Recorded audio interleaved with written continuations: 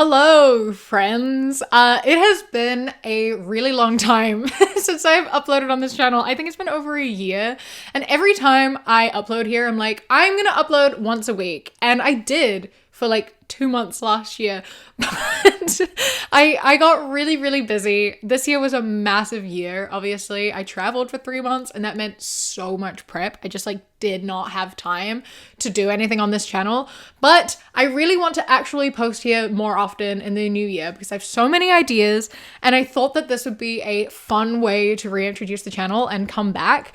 And that is, as you can tell by the title, my tier list, ranking, whatever, of all the books that I read in 2024. So for some background on me and books and reading, I had not read a book in years. In the past, 5 years since I moved to London, I had read a total of 1 book. I read The Ballad of Snakes and Songbirds in 2022, I think. Other than that, I hadn't read a book since moving to London. And then prior to that, I'd read 2 series over the course of 3 years. I have not read since I was 14, 15 when I was an avid reader. And then something just kind of sparked in my brain. I went back to New Zealand at the end of last year, and my sister was like, you have to read a book. And I was like, okay, fine, I'll read a book. And then I just couldn't stop. It's been a year now, and I have not stopped reading. I have read 83 books this year. I'm currently on my 84th book, and I can't stop. I've just been on a roll. It's consumed my entire life and my entire brain, and I wanted to talk about it. I have a lot of passion here. There has been a couple books in particular that have completely consumed my entire soul. And so I want to talk about the books that I've read. I want to share that love, that passion, give you some recommendations, and then you can leave me some recommendations down in the comments. I am going to try to keep this spoiler free, but there are no promises. I'm really going to try to keep it spoiler free, or as spoiler free as I possibly can. Sometimes I don't know where the line is for what a spoiler is, but I'm going to keep it as spoiler free as I can. And I'm going to try to not get too carried away. It's a hard goal, but I'm going to try. I have made a tier list, and the tiers that I've put on are life-changing, 5 stars, will read again, 5 stars, but won't read again, really enjoyed, might read again, because, sometimes there are books that you really like and will read again, but then there's books that are objectively better, but you only have to read once, you know what I mean? That 5 stars, won't read again are books that I loved, that are really well written, that are really good books, but I'm probably not going to read them again. But I will recommend them to people. And then there are books that I'm these weren't as good as those books, but I emotionally connected to them and I want to read them again. They're 2 different things. So just to explain why it's 5 stars, won't read, 4 stars, will read kind of vibe, that's what it is. After that, we've got, this was pretty good. It wasn't bad. I'm gonna be honest, I forgot I read this, not a fan, and then get this book off my shelf. So those are the tiers that I have. Now that we've got all the talking out of the way, let's get into my books. I'm going to be going in order, and I'm going to be looking at my Goodreads because I don't remember all the books that I've read and the order that I've read them in. Let's get started on them. Okay, so my year started by reading every Sarah J. Maas book. That's what my year started with. She's my sister's favorite author, and I read Throne of Glass and Aquatar back years ago when I was 18, 19. I read them all. Those were the last books that I read before taking a reading break, and they're the first books I read once coming back from my reading break. And I know that they are super popular, and a lot of people have a lot of opinions about them, but I started by reading the Crescent City books. And then I went into Aquatar, and then I went into Throne of Glass. Where they sit, it's difficult because they were the first books I read when I came back into it. And so instantly I was like, oh my God, these are incredible. These are amazing. I already don't know what to do. Crescent City started first, and I'm gonna kind of put them, probably all 3 of them, in really enjoyed, might read again. I don't remember my favorite of this series. I think it went 1, 3, 2, and how I read them and my thoughts on them. I thought they were really enjoyable, but it did take me a really long time to get into. So maybe 3, 1, 2, because it took me 100 pages to actually commit to the book and get into the book and enjoy the book. But I did really enjoy them. I did really enjoy the characters, and like I did emotionally connect with them. And I do really like books that are like third person changing perspective. I fuck with that. I do enjoy that. I likely will read again, but it wasn't 5 stars, you know? After I read the Crescent City books, I went in and I read Aquatar. Now, Aquatar, I have so many big Aquatar thoughts, and that is that the first one isn't that great until you have the knowledge of the ones that come after it. Like, the first book is kind of okay. It's pretty good. I enjoyed it. I read it, but I like didn't get like the hype, you know what I mean? But then the second book, I adore. I adore A Court of Mist and Fury. Like, I love that book. It is one of my favorite books that I read this year because I just think that the way it portrays like abuse is so well done. Like, it talks about abuse and PTSD and like reflecting on a relationship that you thought was good and realized was toxic, and then having to come to terms with like the fact that you've been abused and learning to love yourself and learning to let someone else love you and like realize that you deserve love, and like working through that trauma, I thought was done really well. And so I really loved that book. I found a lot of like comfort and validation in that, and I felt like just a lot of pride in general for particularly Feyre.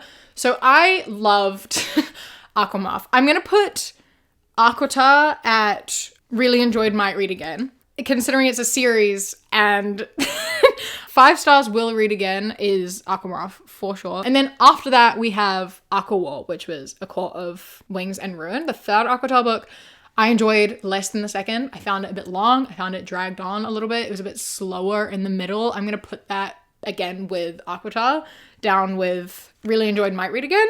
A Court of Stars and Frostlight Stars? Yeah, I think that's what it's called. It's just like a little fluff book that happens in between the third Aquatar book and then the 5th one. It's kind of like a transition because it changes who the main characters are. And so that can go in, was pretty good because it's cute, but it's like not anything special, you know, Aquasarf. Followed by A Court of Silver Flames. And now a lot of people aren't a massive fan of A Court of Silver Flames because we change into a different character being the main character, but I love it. I love A Court of Silver Flames. I love the mental health conversation. I love the portrayal of depression and like girl power and whatever. Like, I really enjoyed that book. I had a great time reading it, and I feel like that's an unfortunately unpopular opinion, but it's my second favorite book in the series, so it's going up with Aquamarth. After Aquatar, we move into the final of the Sarah J. Maas universe, which is Throne of Glass. And I brought these ones downstairs with me. I brought the Throne of Glass ones downstairs with me because I said I was going to bring down my favorite reads of the year. And Throne of Glass, these fucking hefty books that take up half my fucking shelf, I genuinely like am so obsessed with these books. Especially the last half. Like, objectively, the first 3 books, so like The Assassin's Blade is like a few novellas that are set like before the series and are kind of separate. And then Throne of Glass and Crown of Midnight are like, you haven't met a bunch of the characters properly yet. So like those 2 are a bit slower to me. And this is a very common opinion. I rate those 3 fairly lower. They take a bit longer to get into. They take longer to read, even though they're much smaller. But from like Heir of Fire onwards to Kingdom of Ash, like Throne of Glass is not talked about anywhere near as much as Aquatar. But it is so good. It's so good. And everyone who I've like recommended it to, or like who has read it, who thought they were going to hate it because they're not fans of like Aquatar because of, you know, the way that people on TikTok talk about a lot of these books, they just feel like they're not going to enjoy it. But it is such a well done portrayal of trauma. It is found family. It is trauma recovery. It's like PTSD. It's everything. And I just adore it. I love it. Somehow there are like 10 main characters by the end of it, and I care about every single one of them. It's a found family trauma series. Like, what? You expect me to not enjoy a found family trauma series? And I'm ranking this up with life-changing because I genuinely like adore these books. They're so big and such a massive commitment, but I did get through them in 3 weeks. I'm obsessed with them. I love them, and I will be rereading them again next year. So life-changing for sure. That was January. I think I finished Throne of Glass on Valentine's Day. So we've done the first 6 weeks of the year now. Moving out into like February. The next book I read after that was Destroy the Day, which is the third book in the Defy the Night series, because I'd read the first 2 in December. That's the book Kiara gave me to read when I was there. So this book was like, it didn't get me, you know? I enjoyed the first book in the series. It wasn't incredible, but I did enjoy the first book. The second book was too slow. Like it took like the whole book took place over 3 weeks, and I just found that a bit ridiculous. And then this third book, I didn't vibe with super well. I don't really remember much of what happened other than spoiler. Actually, I am putting a spoiler for this one. They killed the freaking only gay character, and I was like, what the fuck? He was the best character too. And I was like, there's no way you just killed the best characters, and they're gay, and they're just the best characters in general. And I was so pissed off. But then Kiara told me I had to finish it, and it was okay. And they didn't actually die, they faked their own deaths. But it still pissed me the fuck off. So there are 2 really good characters in there that I really love. The rest of the story I didn't really care that much about. So I'm probably gonna put it in... I'm gonna be honest, I forgot I read this. After this, I read Mask of Shadows. I only read the first one of these, and I barely remember anything about it. So she's going straight in the, I'm gonna be honest, I forgot I read this. I think it's just because I only read the first one, so it wasn't completely finished, and because its story was like sort of similar to the first Throne of Glass book, they've kind of like mushed a little bit in my head. I think if I read it again and I read it with like the rest of the series as well, I'd probably remember it more and it would like move up.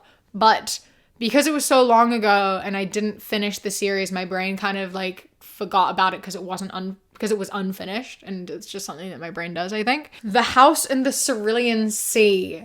So this one's an interesting one. I did really enjoy this book. I found it really cute. It's just like a little cozy fantasy type book where it's like orphaned magical children, and this man goes to like be like, are you taking care of the children? He's like a grumpy man, and then he like falls in love, blah blah blah. Cute gay little family story, and I found this really cute. I did really enjoy this book. I did read the second one later on. I feel like I need another tier, because it's definitely not 5 stars, won't read again, but it's also not really enjoyed, might read again.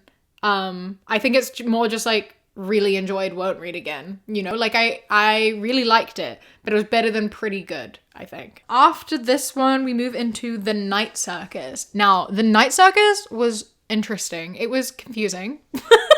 It was confusing for my brain with like the way it goes back and forth and time moves and everything happens.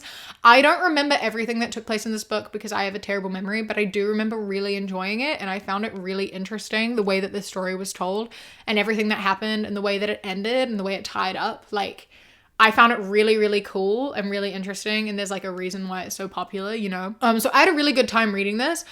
I feel like I probably would read it again one day, but it's not like a definitely will read again. So I'm gonna put it in 5 stars, but won't read again, because I loved it. It was a really well-written book. It was a really good book, but like I don't have any desire to read it again. You know what I mean? After this, I read The Midnight Library, because that was a really popular book that had a bajillion recommendations, and so I wanted to give it a go. I wanted to read it. It's a short book, so I read it in, I think, a morning. I found it really interesting. It's got a lot of people kind of like really like it, and a lot of people really don't like it because it's kind of like self-helpy. It's kind of like a therapy-ish type ending of a book, which I kind of expected.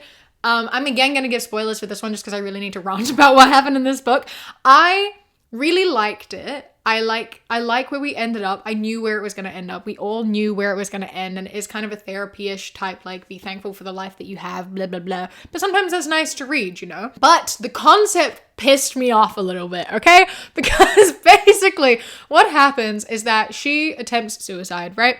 And then she goes into the library where she gets to go and try on different lives. So she gets to go into different versions of herself. She gets to go, like, live in a parallel universe in the body of a version of her.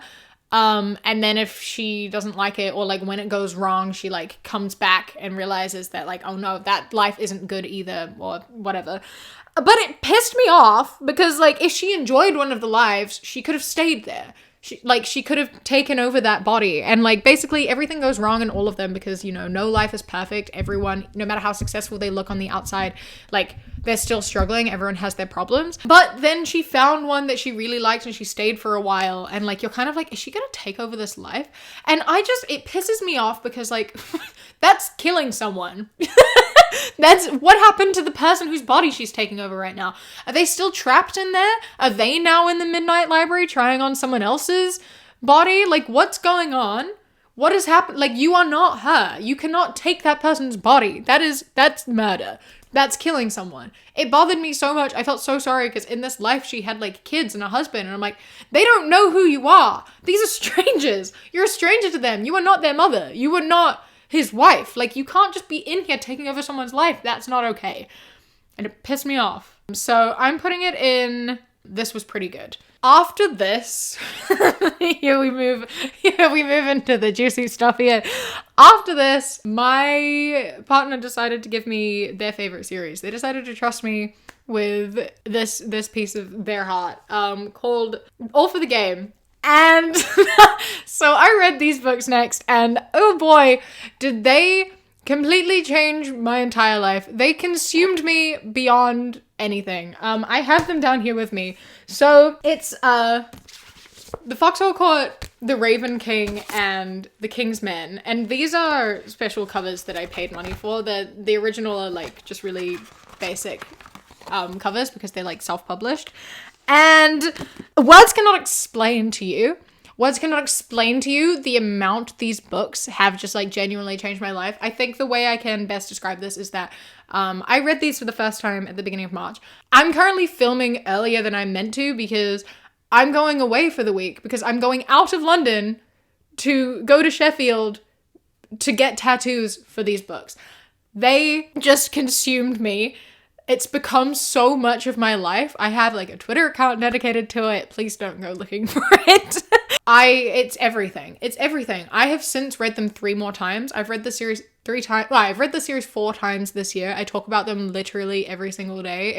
In between reading books and like before bed most nights, I am reading fan fiction on AO3 for these books. Like, these books are literally everything. They changed my life, and I don't know how to explain them to you for what they are, because it's ridiculous. It's insane. It's ridiculous. They're like, it's found family, it's trauma, it's gay. Those are really the 3 things you give me in a book and you've like got me hooked. Gay, trauma, found family. Like, those are the 3 necessities to any good book. But it's like a collegiate sports team of like a made-up sport called XC. Everyone on the team has some sort of trauma that they're working through. We've got the mafia are involved, the Yakuza are involved.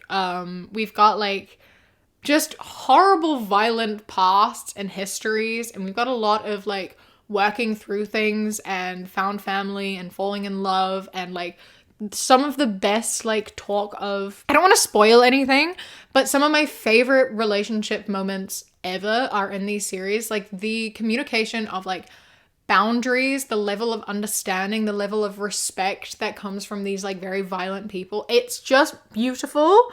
It's incredible. And I don't know how to explain it other than like, these books are not for everyone. I'm not going to sit here and tell everyone to go read these books. I'm sitting here and saying they're life-changing and like the best thing I've ever read ever, and nothing is ever going to top them. But they are not for everyone. I would absolutely not recommend these to most people.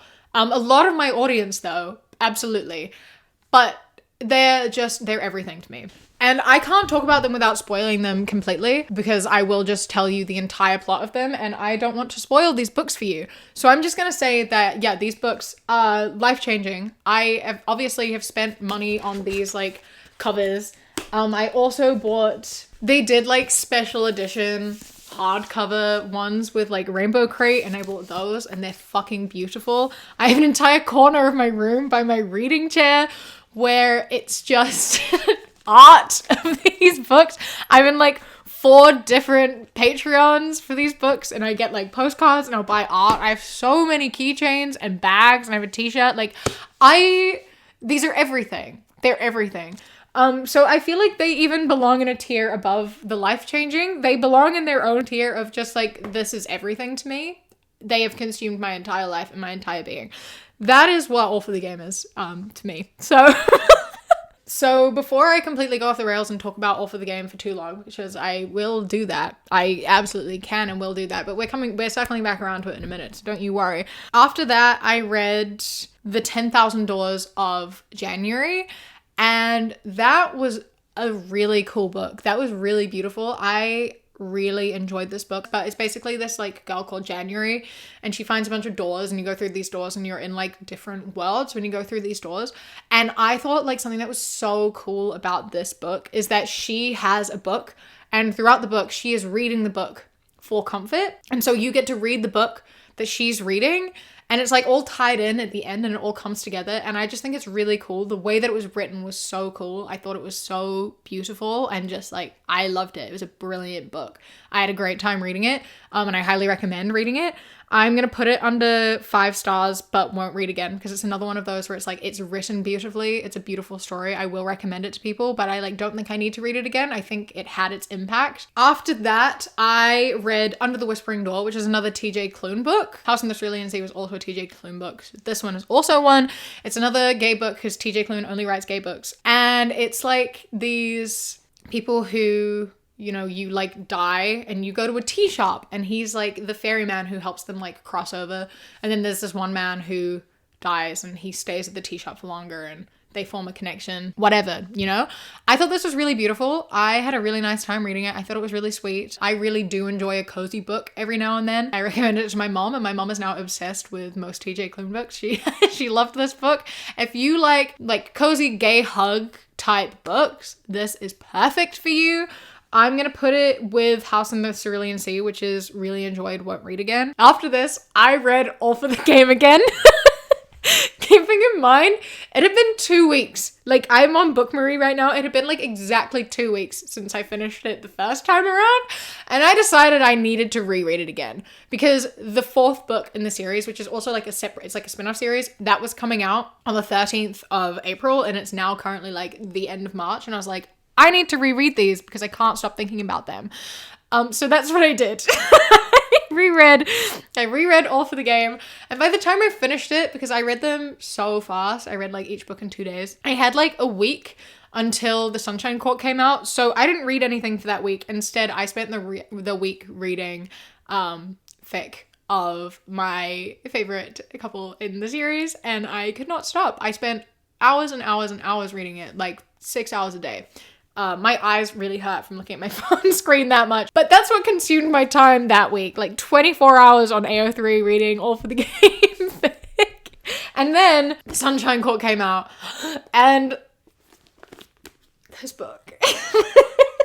We already talked about All for the Game being life-changing, and every time I read them, that becomes more true. And The Sunshine Court, like, especially every time I read this book, I break a little. I go a little bit more insane. These books make me insane. I don't know how else to explain it. The Sunshine Court is a spin-off for All for the Game. It focuses on 2 very minor characters from the original series. There are going to be 2 more books that are coming soon. Kat and I are actually starting a like book club podcast thing coming soon, and she's currently reading these books. And by the time you're watching this, that should be up. So if you want to go listen to us talk about these books and hear me lose my mind with spoilers, with all the spoilers, then go check that out over on Savvy Cat Productions. I'll link it as well. I'm keeping myself refrained here. I'm going to have full reign and as much time as I like to just blab about these books. So if you want to hear me be incredibly passionate about something and just like yell about something that I care about a lot, go check that out. Sunshine Court. Life-changing. After this, I read Serpent and Dove because my sister told me that I should. And I only read the first one because my sister also told me that the second one was bad and the third one was unreadable. So I thought I'd just read the first one and leave it. And I don't remember it.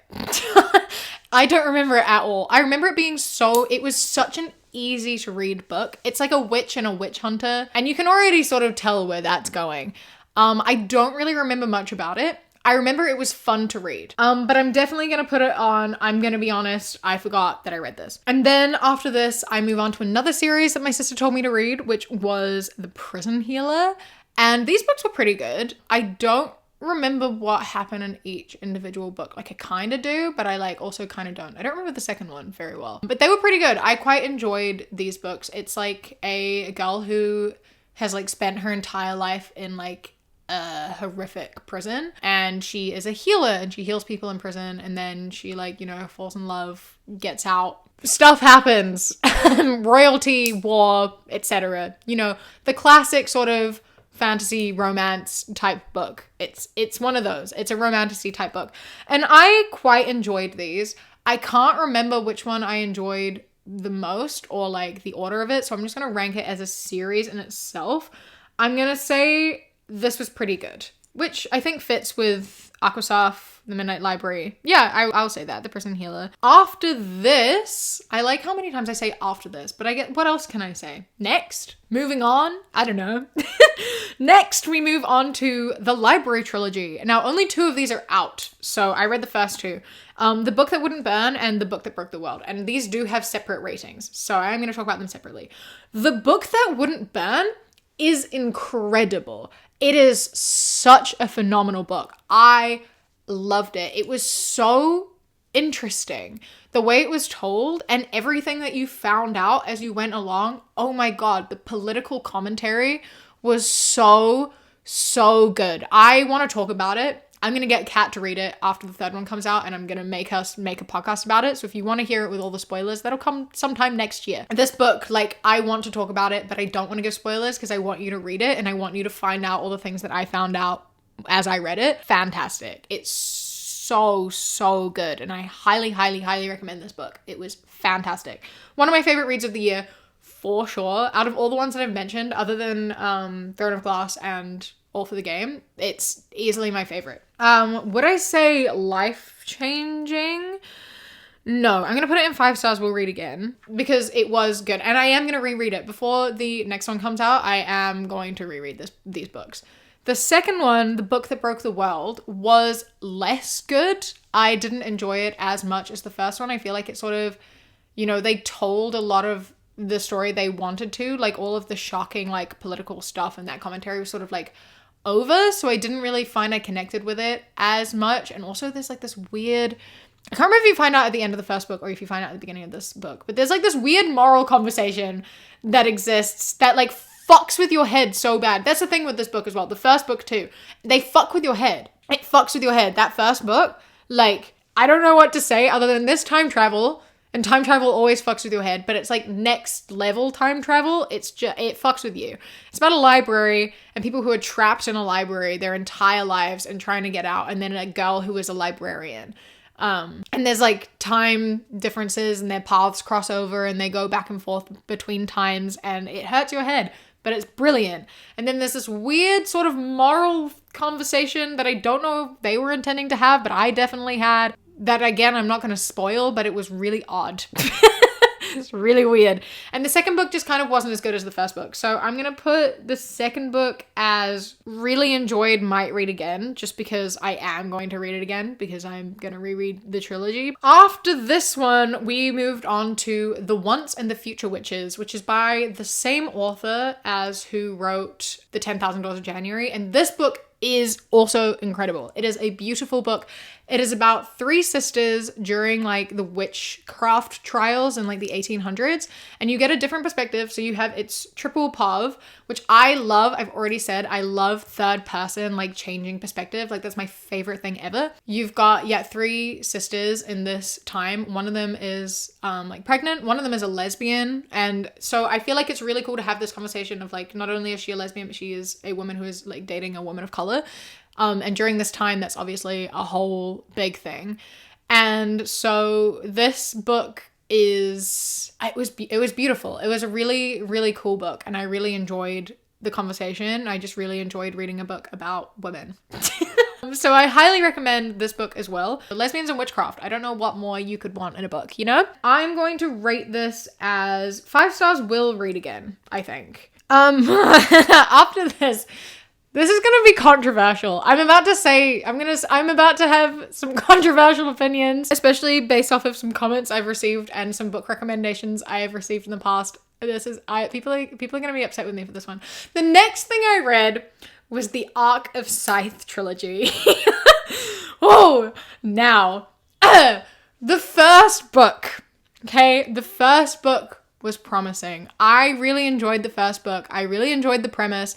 There are some questionable things about the world building that kind of every now and then I was a bit like, that's a bit weird. And through reading it, I don't really know how to explain it other than I could tell this was written by a man. This is a world that has like equality and there's no like differences in gender or anything.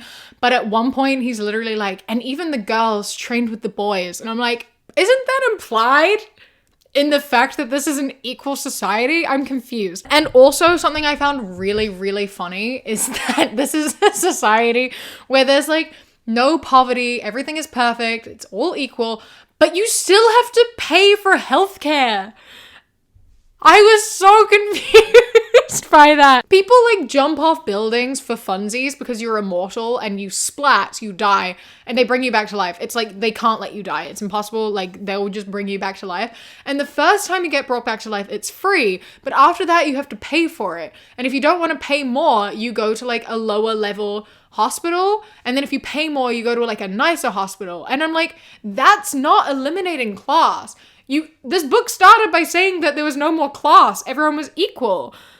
And in this like idealist, like utopian society, people still have to pay for healthcare. Are you okay? It was absolutely an American author. And I find it so funny how even in this ideal world that he built, he made it so you pay for healthcare, when even in the current society we live in now, most places you don't have to.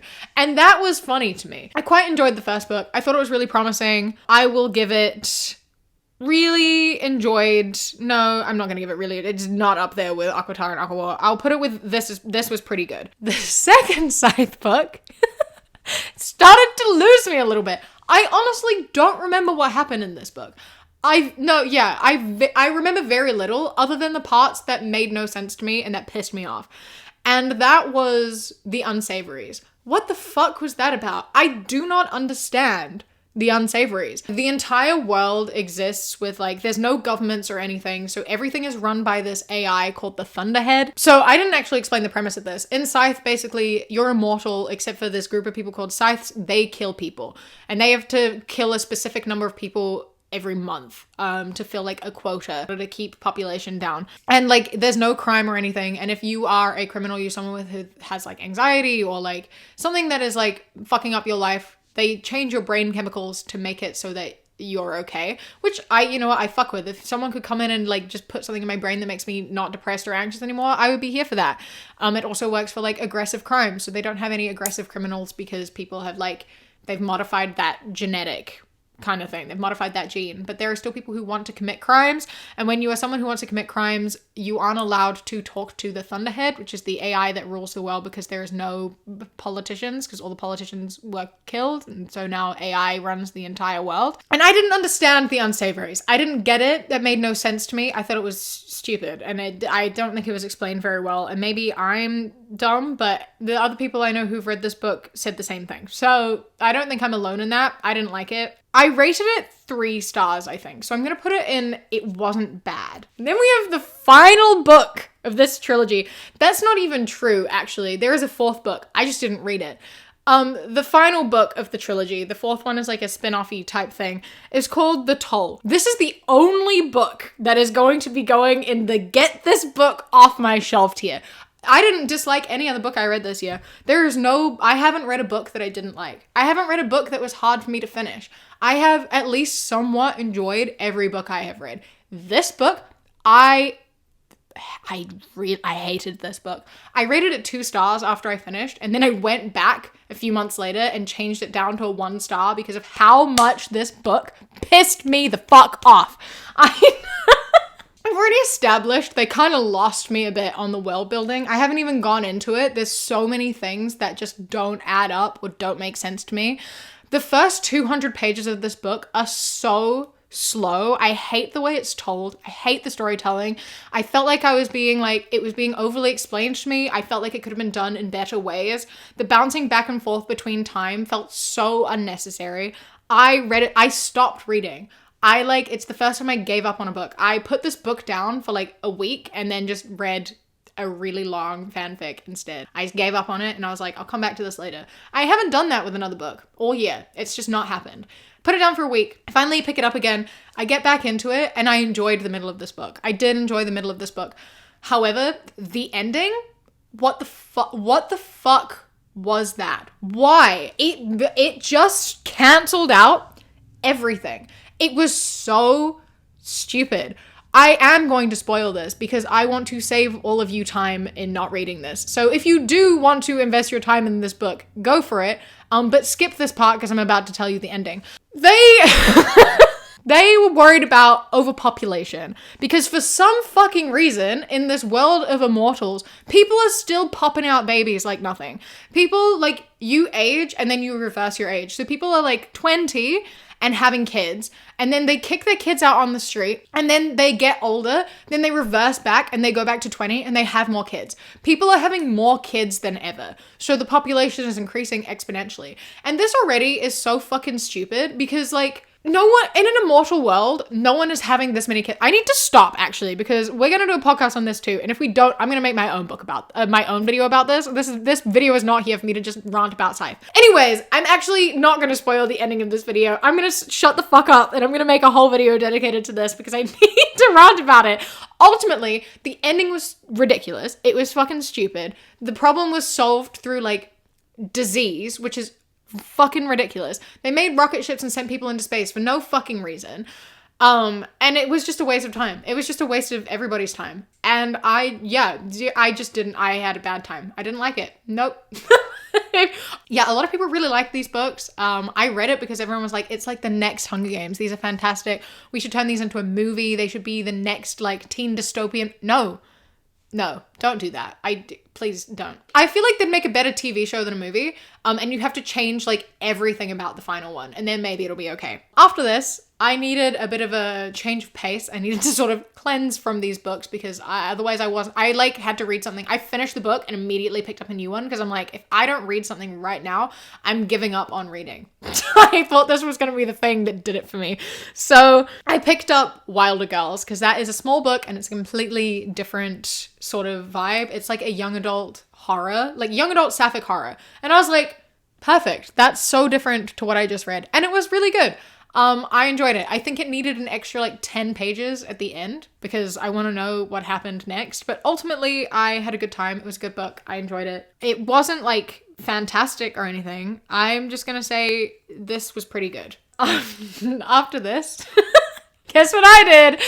I reread The Foxhole Court. Now, what I did here is I was like, I'm going to read an All for the Game book, and then another book, and then an All for the Game book, and then another book. So I read The Foxhole Court again, because why wouldn't I be reading The Foxhole Court again, you know? And then I read Dreadful, which is a standalone book, which I thought was another kind of cozy book. I really enjoyed this. I thought this was a really fun book. It's like an evil wizard who like one day wakes up and is no longer evil, but he's like has amnesia and he's like, was I ever evil? Like, who am I? Am I this wizard? And it's just quite fun. It's a fun little book. It's like an easy read.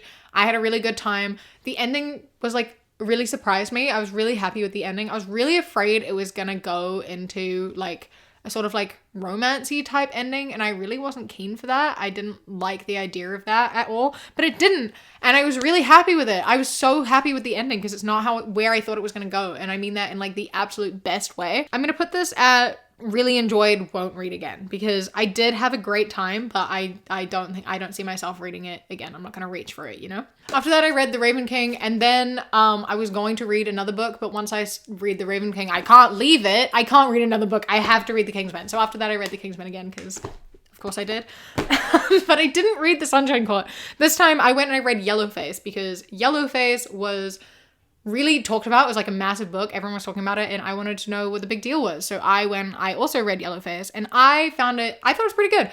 I don't read many books of that sort of style, but I found it interesting. I think especially with the added layer of someone who works on social media, I found it added like a bit of like an extra layer to it. I don't think it was like my favorite book of all time. And again, I don't think I would reread it again, but I will put it in the like, I mean, I said just before, I'm like, this was pretty good. So I'll give it that. I love how some of these books I'm like giving a pretty good description of what actually happens, and then other books I'm just like skimming over. After Yellowface, I went and I read another series that I adore so much, and that is the Green Creek series. I've lent the first two to my partner because I was going to bring down all my favorite books. My partner currently has the first two, but I brought the third one just because these covers are so pretty.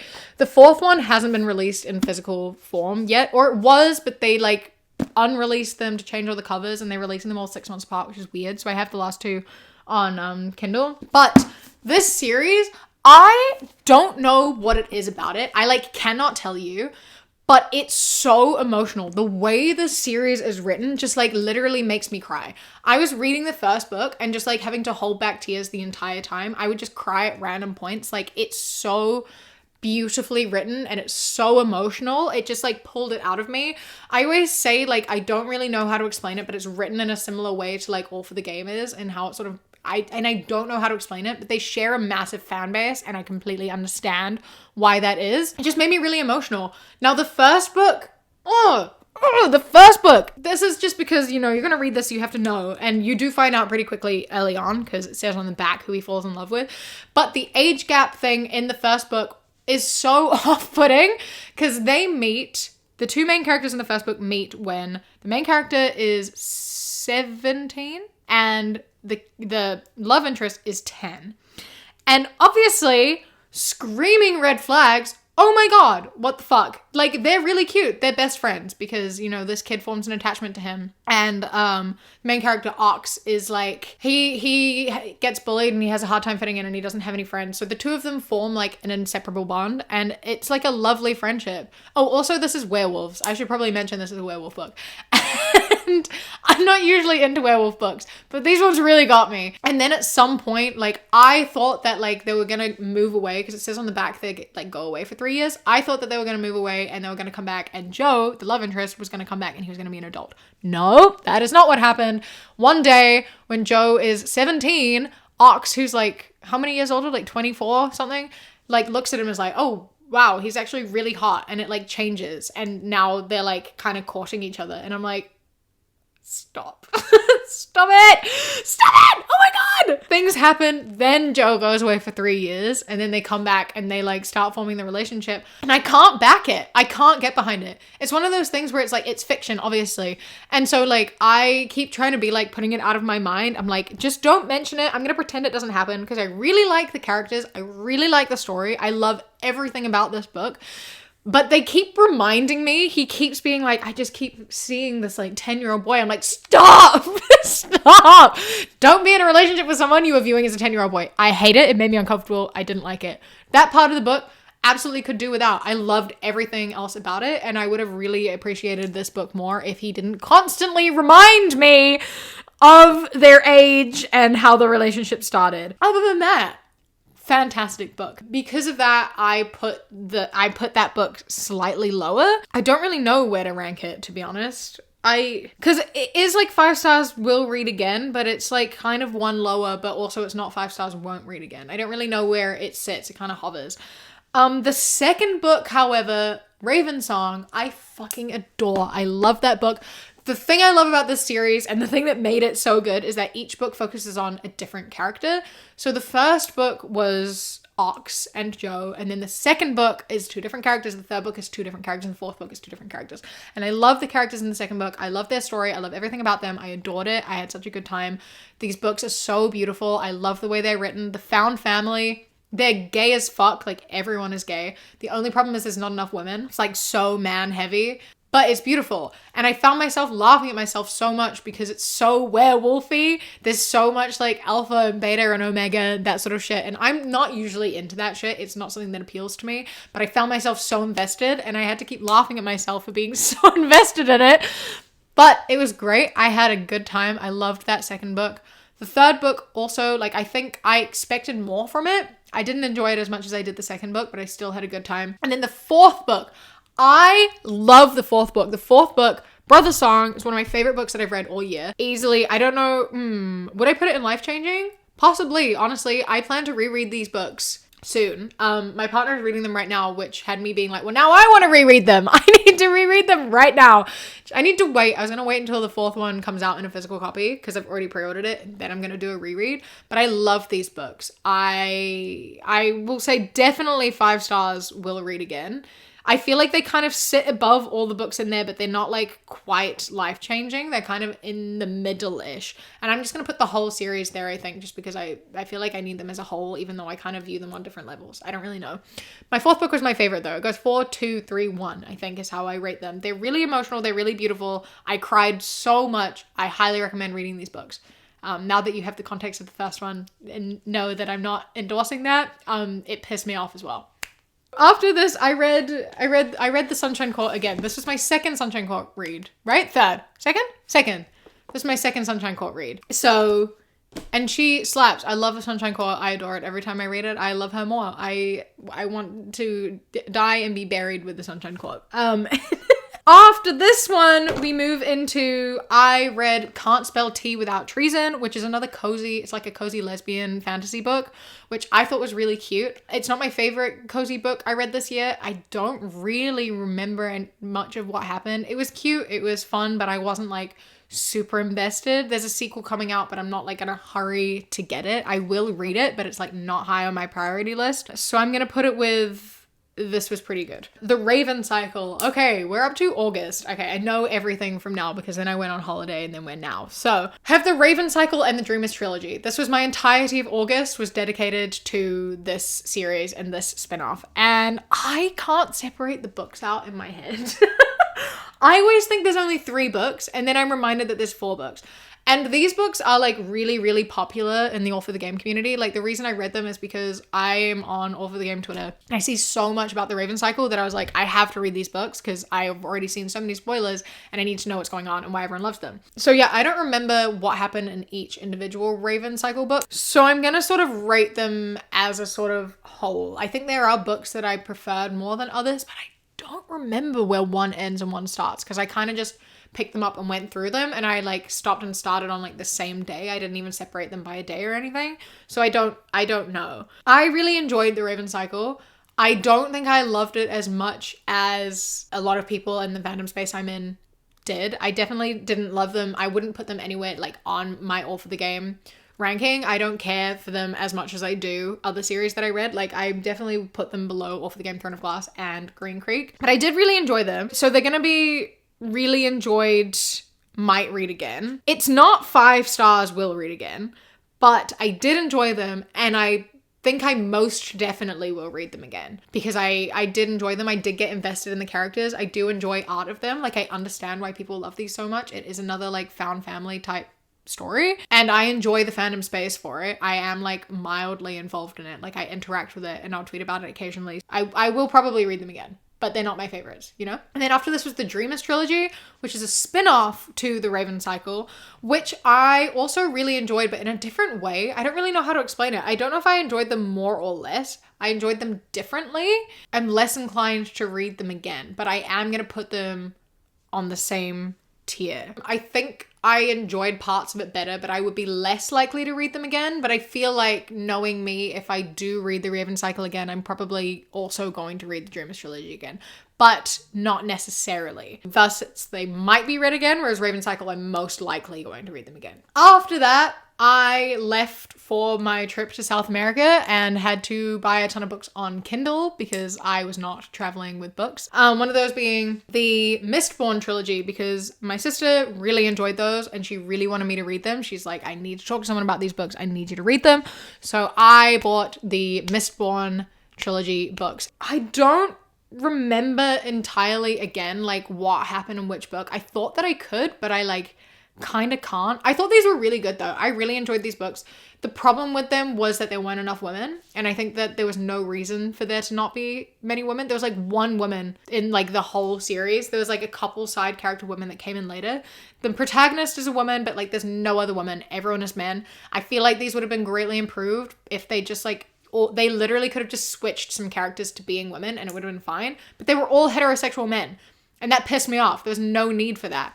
They could have included women. And also I don't like when fantasy books are like, rape is a normal thing that exists. Women just have to deal with it. Like, you didn't have to include that in the book. Like, women are scared to be alone because they just get raped, you know, normal life stuff. It pisses me off when men write that. So that bothered me. So it loses points for that because I just think that it's unnecessary to include that in a fantasy world. I enjoyed what it was, and I really liked some of the characters. Like, I loved some of the characters. But the ending! Oh my god. I don't want to spoil it, but oh! But how it ended, I was really happy with one thing. That happened to my favorite character. I had two favorite characters. One of them died. Sick. Loved that. One of them, I loved how it ended for him.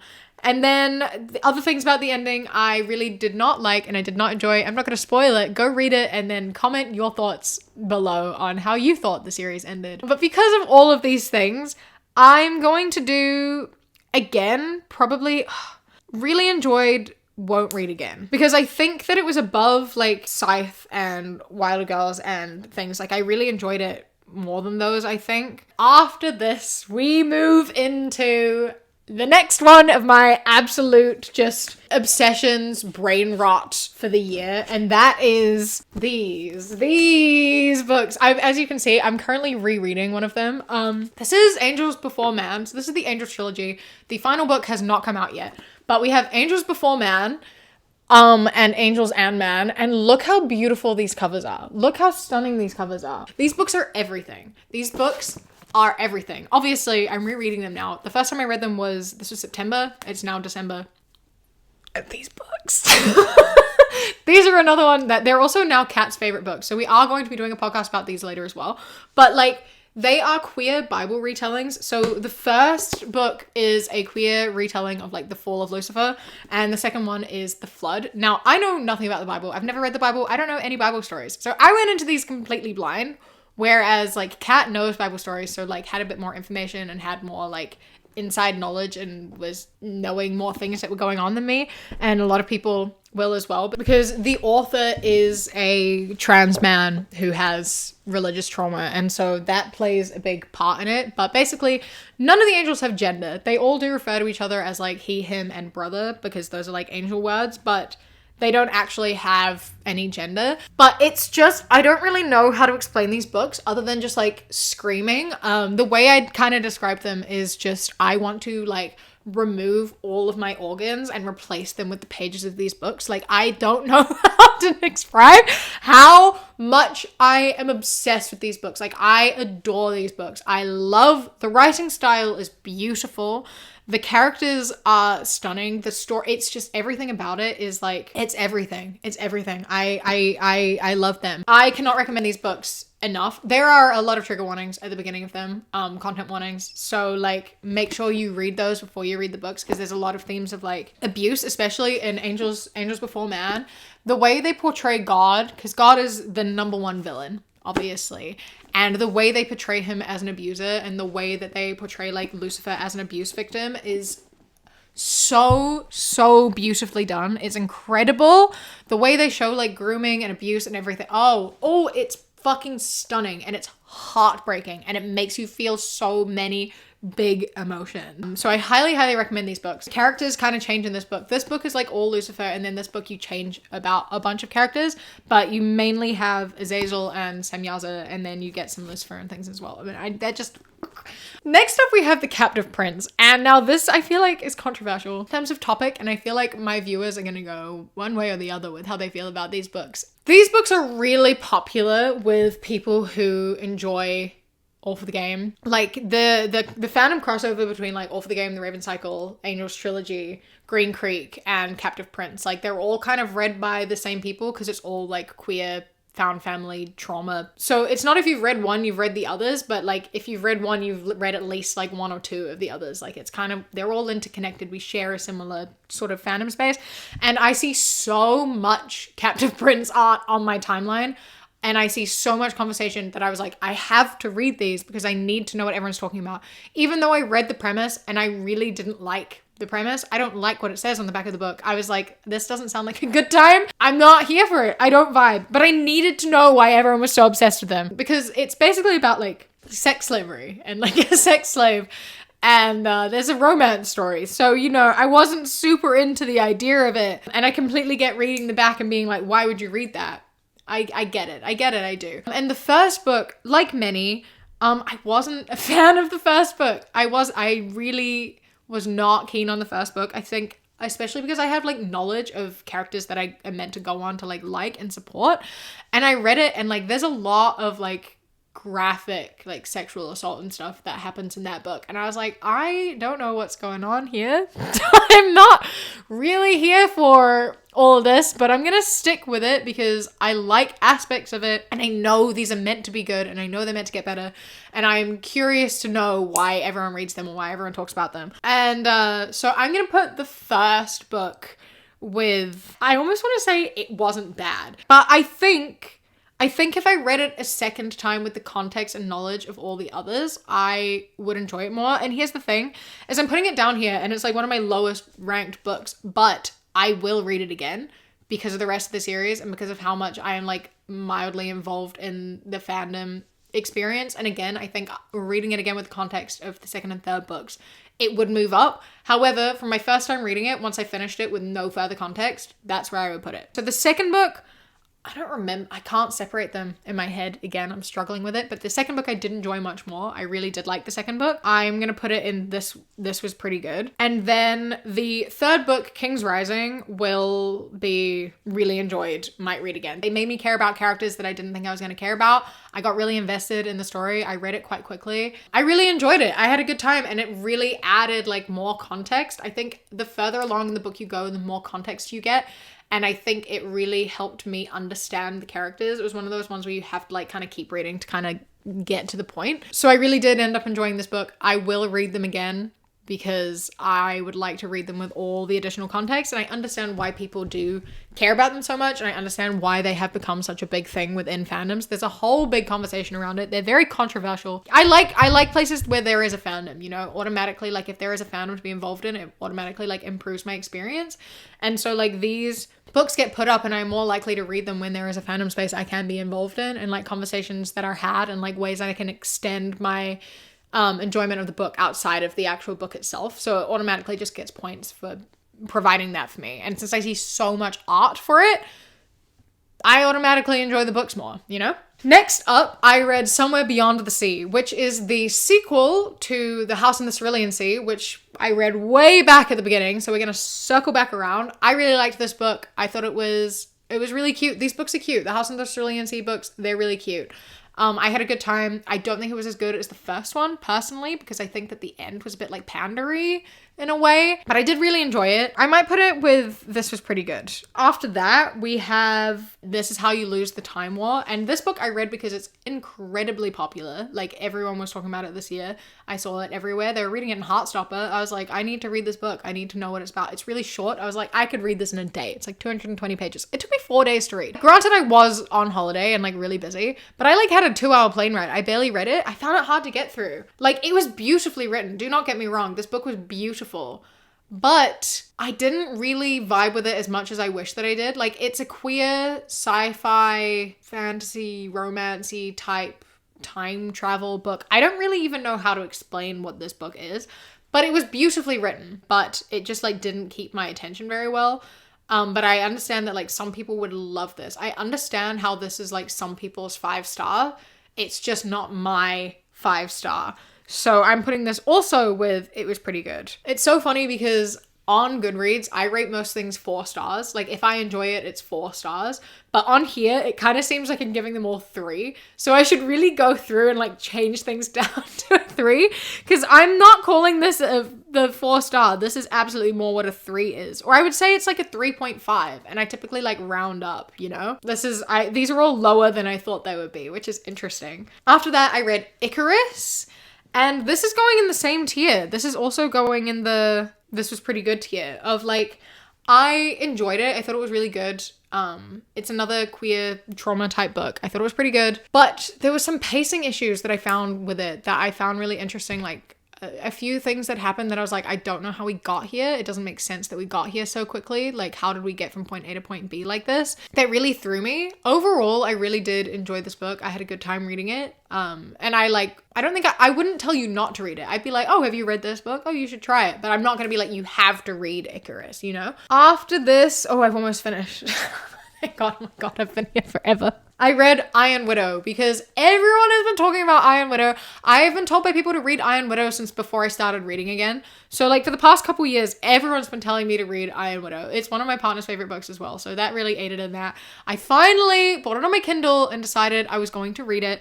And I really enjoyed it, as everyone said that I would. I got into it pretty quickly. I had a good time reading it. I wouldn't say it's my favorite book, but I did really enjoy it. I will say really enjoyed, might read again, probably is where I'll put it. I enjoyed it, but yeah, it wasn't my favorite book of the year, but I definitely would recommend it to people. And I definitely think I will probably reread it again at some point, but it's not going to be one I'm going to go like reach for immediately. But in like a few years, I'll probably be like, oh, I want to read that again. Or I mean, there's a second one coming out in a few weeks. And I'll be reading that without a reread. But if there's another one, which there might be, it might be a trilogy, probably a trilogy. I'll probably reread them before I read the third one, because that's something that I typically do. Then I read Godkiller because it was the last book left on my Kindle and also happened to be the last few days of my trip. So that worked out really perfectly.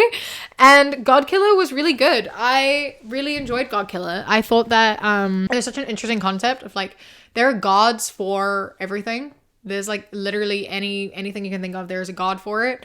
And it's another like multi-pov third person book. And as we talked about, I love that. There's good representation for like, it's like got people of color, it's got queer people, it's got disabled people, etc. So it's kind of got like a bit of representation for everyone and it doesn't feel like forced or anything. And I thought it was really good. I really enjoyed Godkiller. I think I will also put that on really enjoyed, might read again. And there is a second Godkiller book that I read. But before I read Godkiller, I reread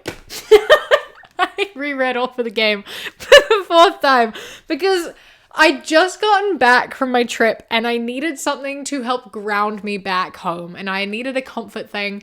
And so of course I read All for the Game again because I needed to. And I didn't even mention that on the trip I listened to the audiobooks for that as well. So after I reread All for the Game for the fourth time, I also read The Sunshine Court an extra time during the year, by the way. So I have read The Sunshine Court 4 times as well. I didn't mention it because I couldn't see where I reread it, but I did read that at some point randomly during the year. And then after I reread All for the Game again, I read Sunbringer, which was the second Fallen Gods book, second Godkiller book. I found it really interesting and I find the way that, you know, one of the main characters is like a 12-year-old girl and I find it really interesting when people write 12-year-old girls because writing from a child's perspective is like really difficult, you know? Like it's hard to kind of capture that and do it well. And they do it really well. And it's frustrating because children are frustrating of like, she just wants to help, you know, they're in war and they keep telling her like, no, you need to be safe. This isn't safe for you. And her being like, but I can help. And then going and doing stuff that like she thinks can help, but is actually like making things worse or whatever.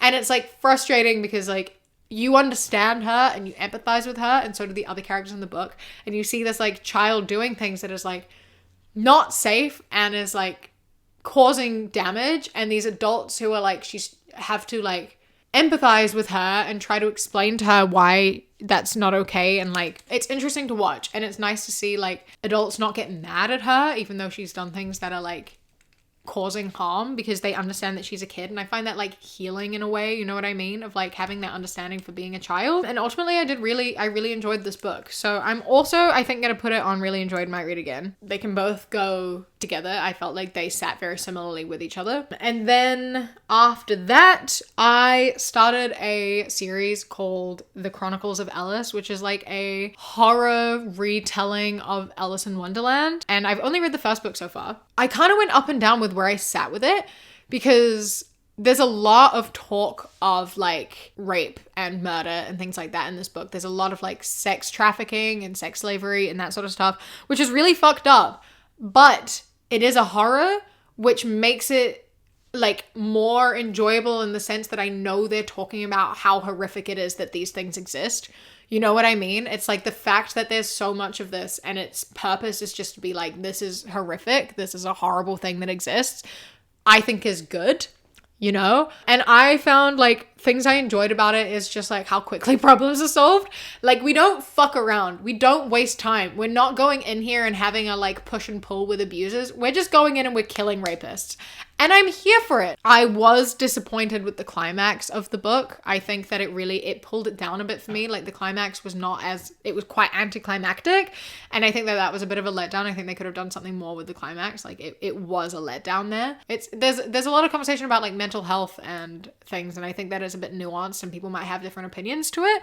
But ultimately, I did really enjoy it. I think I will put under really enjoyed, won't read again, and maybe that'll change after I read the rest of the trilogy, but right now, like, I really enjoyed it, but I don't think it's one I'm gonna like reach out for and read again. But I will recommend it to people if you know what you're getting into, and I'm curious to know what my thoughts will be after I read the rest of them. However, I had to hit pause because I decided I needed to reread Angels. And I decided I need to reread Angels because there is a book called Horns for Hell that takes place between these two books. And he released it early on Patreon because he has a Patreon, which I am obsessed with. It's like only a few pounds a month, and he posts just like little snippets. He posts canon or non-canon stuff. A lot of it is smart, but it's fantastic. He just posts things from his stories or like little AUs of his stories, which are so good. And it also meant that we got Horns for Hell early. We got it before anyone else did. So I read Angels before Man again, and then I got Horns for Hell and I read that, and then I'm now almost finished Angels and Man before I go and finish the Alice Chronicles. But Horns for Hell, I've already said we're going to make a whole podcast about these at some point, so like stay tuned for that. But this book was beautiful. It focuses on asexuality. It's like the character in it, it's Rosia, who's one of the angels, and it talks about asexuality and that like spectrum and like figuring out your sexuality as an asexual person who is like surrounded by sex. And it also focuses a lot on like sexual trauma and healing and forgiveness. Now, these books all have like very unhealthy relationships. All of the relationships in these books are very unhealthy, and they are not meant to be portrayed as healthy. They are meant to be portrayed as problematic as they are. But I like related so much to Rosia. This is like representation that we do not get very often. It was such beautiful ace representation, and it was such good conversation around like sexual trauma and healing, and especially when that comes from someone that you trust. And I found it so beautiful and so heart-wrenching. I absolutely adore this book. I adore Rosia so much, and the conversation is fucking beautiful, and it also ties into how much I fucking hate God. Oh, I want to fucking cut God's head off. That's what I want to do. And rip his head off. Anyway, so this also goes up with Life Changing with the other Angels books. Yeah, so, oh my god, I finally reached the end of the year. That's... Those are all the books that I've read. I can't believe I sat here. This took me almost 2 hours, but I've made it to the end. I feel like I spoke too much about some books and not enough about others. Like, I literally put Throne of Glass like right at the top and barely told you anything about them. But that's just because there's a lot. Basically, yeah, so my top books of the year were All for the Game, Angels, Throne of Glass, and Green Creek. Those were my like top books because what do they have in common? Trauma, found family, gay. Throne of Glass is not gay.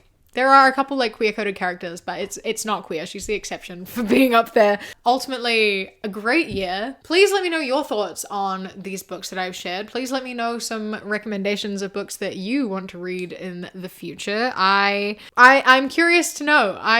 My brain is broken. I don't actually even know what I'm saying anymore. I hope that you've taken away something from this. I hope that you had fun reading books with me. And I'm curious about your thoughts on the books that I've read, except for the ones that are like put up the top. If you have like negative thoughts about All for the Game or Angels, don't tell me, you'll hurt my feelings. So basically what we've learned is that I am an avid rereader because I will be reading All for the Game again in the new year, pretty early on in the new year. I also plan on reading Green Creek again pretty soon. But first I have to read some new books. I'm going to do one of these again next year, or maybe I'll do these monthly. I read roughly 6 to 8 books every month, so maybe I'll do a monthly one. I say that I read 6 to 8 books every month, but a few of those months is me just reading the same books that I've already read, so you'll just get All for the Game rated. Multiple times. But we'll see. Maybe I'll be back in a month. Maybe I'll be back in a year. We'll find out. Yeah, let me know your book thoughts. What are you reading? What's your favorite genre? Tell me. My brain is broken, so I'm gonna stop talking. Here is my final tier list up on the screen right now. So have a look. There we go. I've actually revised it a little bit, and I have separated out the Throne of Glass series because they do deserve to be separated out a little bit. So this final tier list is slightly different to the one you've been looking at the entire time. Thank you so much for watching. I have been really enjoying reading. I am about to go try to finish my book that I only have 100 pages left, but that's going to take me like 2.5 hours probably. So I've got to go do that after I have dinner, I think. Thank you for watching. I've already said that. I'm going to say it again. I hope that you enjoyed. I hope that you enjoy the rest of your day. Happy reading and Happy New Year. I'm aiming to upload this on December 31st. So Happy New Year. I hope you're having a wonderful winter, summer, wherever you are.